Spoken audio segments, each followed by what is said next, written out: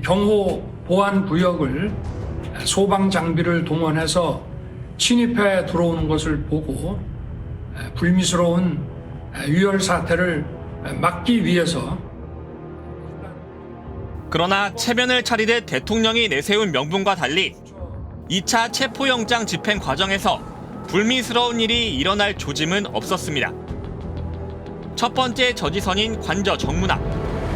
버스 여러 대로 차벽을 세운 건 1차 체포영장 집행 때와 비슷했습니다.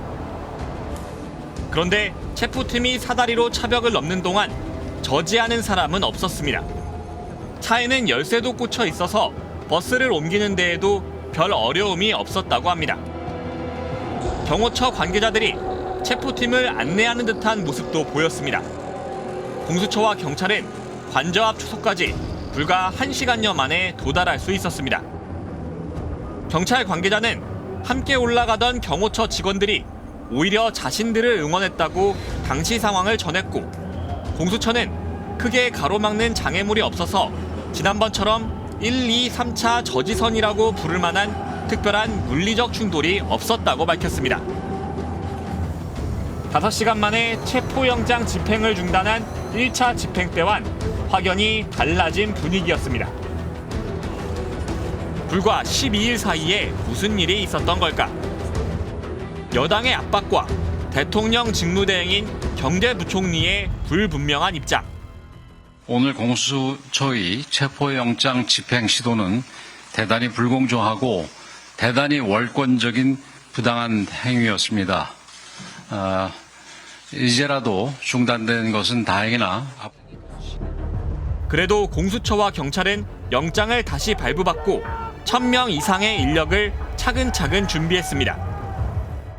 박종준 당시 경호처장과 김성훈 경호차장, 이광우 경호본부장에 대한 수사에도 착수했습니다. 경호처 내 온건파로 분류되는 박종준 처장은 경찰 소환에 응하며 사표를 냈습니다.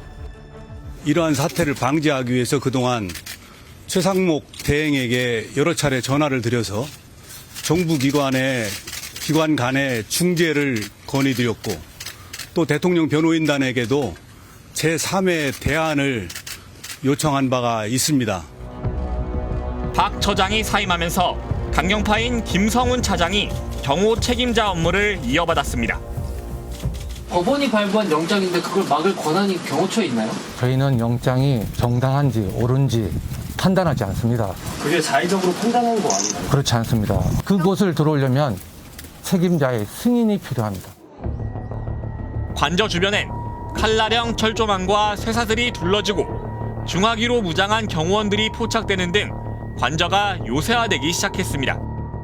하지만 그 요새 안에선 명분 없이 영장 집행을 막아서야 하는 경호처 직원들의 고뇌가 커지고 있었습니다. MBC와 만난 경호처 관계자는 법적으로 공무집행 방해가 되는 걸 경호처 직원들도 다 알고 있다면서 전 직원 보이콧이나 연가를 내고 참여 안 하는 방안도 거론된다고 밝혔습니다. 내부 게시판엔 수사기관의 체포영장 집행은 공무상 정당행위로 판단된다. 이에 대한 물리력 행사는 공무집행 방해란 내용의 글이 올라왔습니다. 작성자는 다름 아닌 경호처 법무관이었습니다. 아까 경호처 직원하고 통화도 하셨다고 하는데 그런 기류가 많이 이렇게 퍼져 있는 그런 예, 법률적으로 설명을 해서 직원들한테 설명하는데 그걸 왜 지었느냐? 우리 보고 죽으란 말이냐? 일방적으로 죽으란 말이냐? 이런 항의가 받아들여져서 다시 그 3페이지짜리 보고서가 살아난 거예요. 한 부장급 간부는 김 차장의 사퇴를 요구했고, 소장파 간부들은 자체 회의를 열어 더는 지휘부의 지시를 따를 수 없다며 스크럼도 짜지 말자고 결의했습니다. 대통령과 측근들의 요구는 이런 분위기에 기름을 부었습니다. 윤 대통령이 직접 무기 사용을 지시했다는 폭로가 나왔습니다. 나를 체포하려고 접근하는 경찰들에게 총은 안 되더라도 칼이라도 휴대해서 무조건 막으라는 지시를 했다는 것입니다. 대통령실은 모두 허위 사실이며 날조라며 대통령은 적법한 직무 수행을 강조했을 뿐이라고 반박했습니다.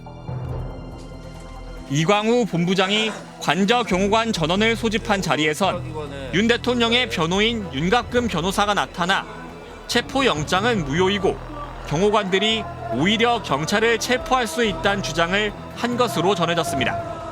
영장 제시 없이 담장을 넘거나 기물을 파손하는 경우를 전제로 말씀드렸다는 것을 어제 경호처 가신 게 공무집행방해 교사에 해당한다는 분석도 있는데 어떻게 보시나요? 그건 우리 기자님의 생각이라고 생각합니다.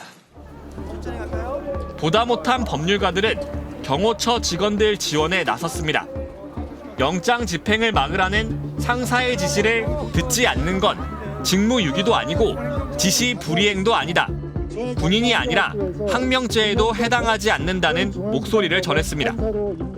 12.3 비상계엄 선포, 그것이 확실한 내란의 성공으로 이어지지 못한 것은 소위 MZ세대라고 불리는 군인들의 소극적 불복종 때문에 가능했습니다. 이제 그 마지막 퍼즐을 경호처 직원의 정말 훌륭하고 그리고 문무를 겸비한 공무원들께서 맞춰주시리라고 기대를 합니다. 2차 영장 집행 당일 새벽, 경호처 지휘부는 새벽 2시까지 모이란 긴급 명령을 내렸습니다. 모인 경호관은 150여 명에 불과했습니다. 상당수는 휴가를 냈고 일부 중간 간부들은 소집 지시를 아예 전달하지 않았습니다. 김성훈 차장이 마지막으로 한 번만 더 막아달라는 지시를 내렸지만 경호관들은 국방부 장관 관사 대기동에 머물며 움직이지 않았습니다. 이렇게 사고 없이 대통령에 대한 체포영장 집행이 완료된 후 경호처 직원들은 묵묵히 구금된 대통령에 대한 경호를 이어가고 있습니다. 공무원은 헌법상으로도 국민 전체에 대한 봉사자이거든요. 그러니까 물론 대통령이나 그 가족을 경호하는 일을 직접적인 업무로 맡고 있지만 내가 우리 스스로의 자존감과 원래 가져왔던 경호처 직원들 그런 공무원으로서의 자긍심을 지키기 위해서는 거부하는 게 맞다라고 판단을 내리셨을 것 같아요.